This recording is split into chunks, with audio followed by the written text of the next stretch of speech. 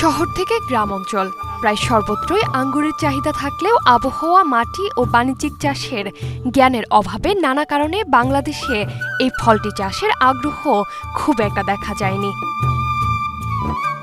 YouTube দেখে নওগাঁ জেলার মান্দা উপজেলার উদ্যোক্তা আবুল কালাম আজাদ নিজের ৫% জমিতে ১৬টি গাছ রোপণ করেন, যা থেকে এবার প্রায় ১২০ থেকে ১৬০ কেজি মিষ্টি আঙ্গুর নামানো যাবে বলে আশা এই উদ্যোক্তার।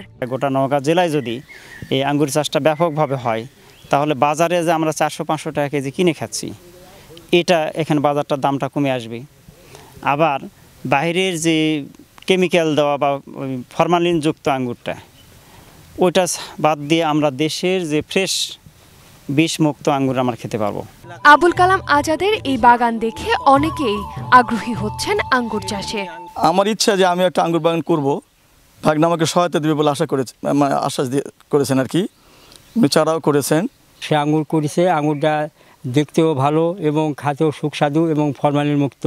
এই ফল যদি আমরা বাংলাদেশে চাষ করতে পারি তাহলে আমাদের বিদেশ থেকে নিয়ে আসার কোনো প্রয়োজন হবে না।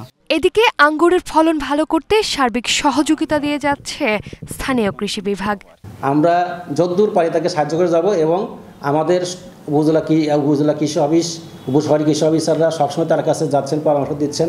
উদ্যোক্তা আবুল কালাম আজাদ এবার বাণিজ্যিকভাবে তার বাগানে যুক্ত করেছেন নতুন ৬ জাতের আঙ্গুর। অনুকৃতি আদিত্য, এশিয়ান টেলিভিশন।